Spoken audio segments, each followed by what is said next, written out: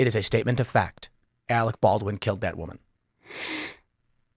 Anyway. He also shot a guy.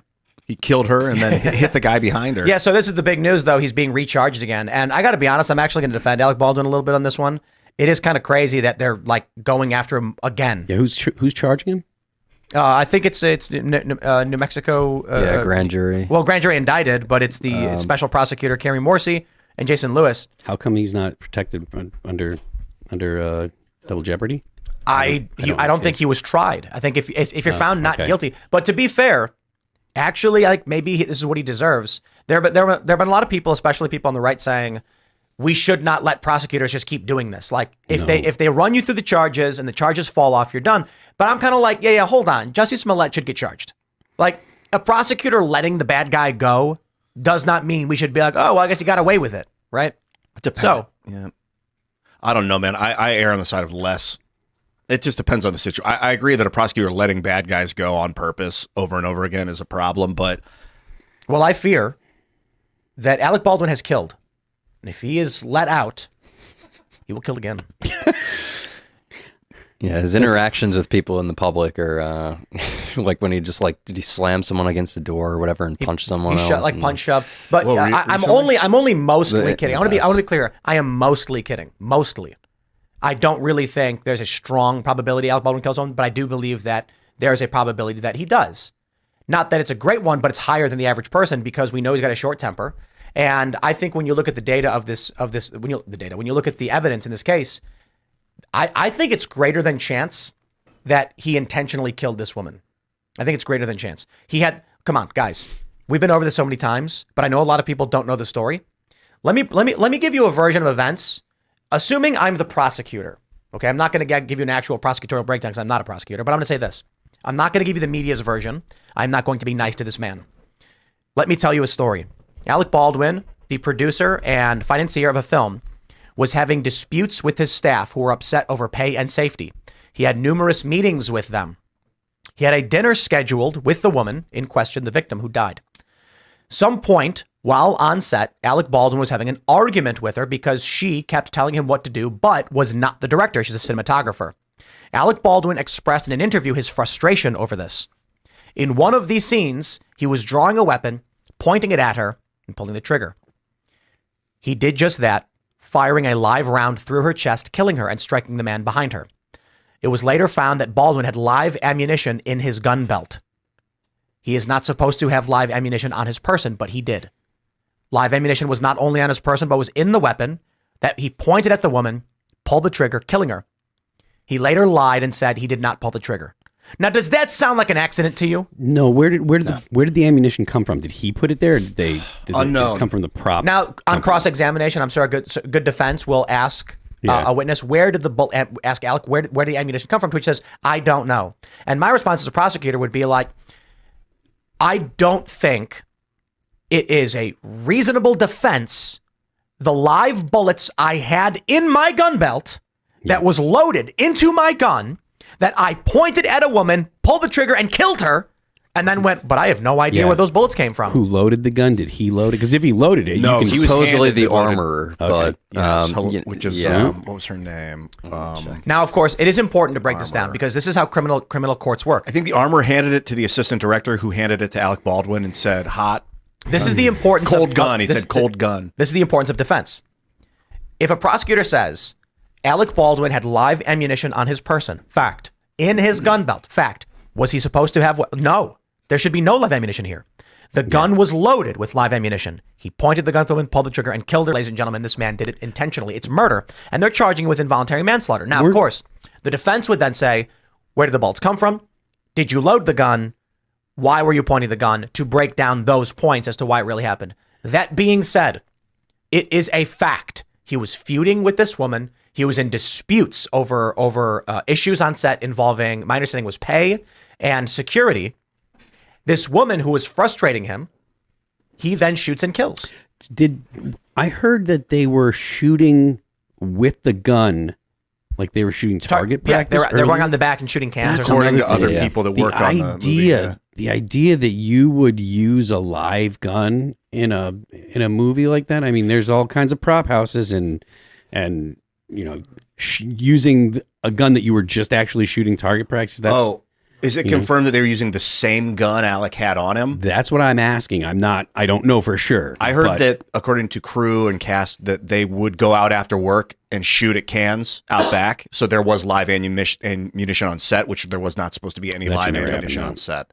My guess here is that Alec intentionally fantasized about killing Helena Hutchins. He pointed his gun at her, which he thought was empty, was blank, and was pretending to shoot her by pulling the trigger just out of like fantasy because he was so angry at her. And then someone on the set's like, yo, I'm going to frame this piece of garbage.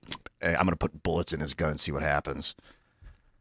Nuts. My opinion is that he did it on purpose. The perfect crime. I mean, I'm not kidding. The perfect crime.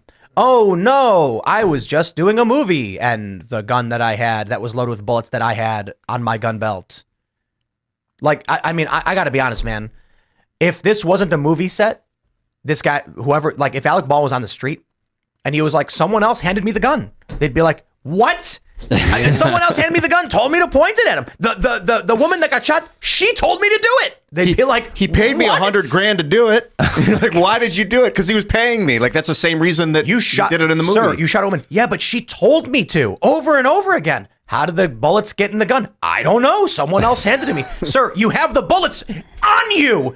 No idea. It's all just handed to me and I let it all happen. And he was the producer, one of the producers. He was really his responsibility to check everything. I mean, him blindly trusting the armor and the AD is like... Tell you what. I don't believe that. I just don't believe it for a second.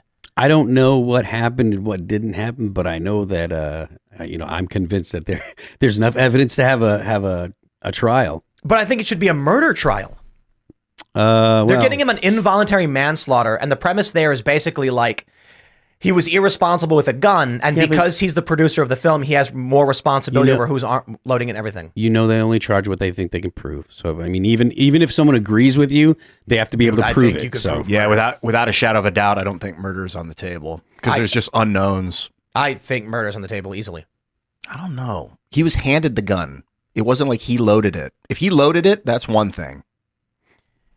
I suppose the argument then is, imagine a scenario where a guy shoots and kills a woman, and it's like, we can't charge him with murder because someone else gave him the gun. It's like, no, you charge them as an accomplice. Yeah, but did he know there were bullets in it? He pointed a gun at a person and shot them. Yeah, but now we get to the circumstance. It's a movie. Why? Okay, fair point. Fair point. There was a circumstance in which he should be showing off the weapon. Why did he have bullets on him? They were supposed to be blank, and people were scattering them in with all the ammo. Then I think it's fair to say they need to investigate as to where the bullets came from, who bought them, who brought them in, and they need to trace from point A to point B. But my issue with this is that you've got motive. You've got motive, opportunity, and possession of the ammo and the weapon.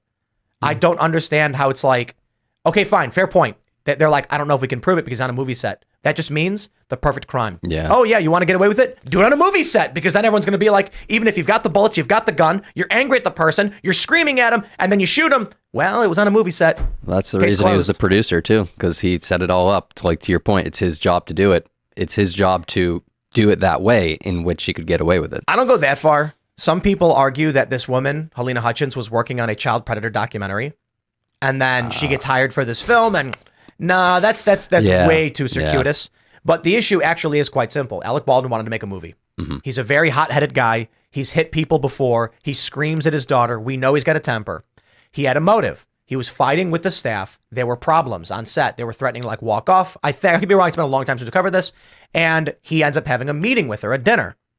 Apparently, in an interview, he was discussing how she kept frustrating him by telling him what to do, despite the fact she's not the director. So he's angry with her. She's causing him problems. He's a hothead. This is a pattern of behavior he's had in the past, violent outbursts. He has the means to kill her. He has the opportunity to do so. He was found with the bullets, and he lied about pulling the trigger. So I mean, I kind of feel like you line up all those circumstances, and at the lightest you can get with it is a conspiracy to commit murder. But he was handed the gun. Someone else brought the bullets, handed him the bullets, put the bullets in his gun belt. Okay, he was framed. Somebody wanted her dead and framed him. There's a murder. Somebody wanted Alec to kill somebody so that he would go to jail. That's what I'm getting out of this. Alec Baldwin's been doing action movies for decades. And this is the thing about murder. We talked about this when the story first broke. Here's a guy who's been on set for decades handling weapons. And in this one instance, I don't buy, look, I'll put it this way.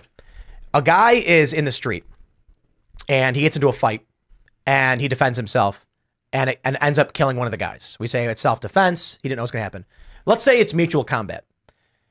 There actually is in law, if you are a trained fighter, you can get aggravated modifications to your charges because you know what you're doing can cause this harm. So in the instance that Alec Baldwin's a moron who has no idea what's going on and fires a gun and goes, whoopsie daisy, sure. But then you also have to mention to the jury and to the people, you expect me or a reasonable person to believe that a man who's been working in films and action movies with guns for decades did not know about these issues. Okay, then we're dealing with negligent homicide. It's murder because of gross negligence on the part of Alec Baldwin, not involuntary manslaughter. Which I don't know what the laws are in New Mexico, if they actually have if they actually have that in their codified in their statutes. Yeah, I'm looking where Phil's at right now. I think you make a lot of sense. They charge with what they think they can get. And it's pretty obvious that he was resultant in her death, meaning it was an involuntary manslaughter at minimum.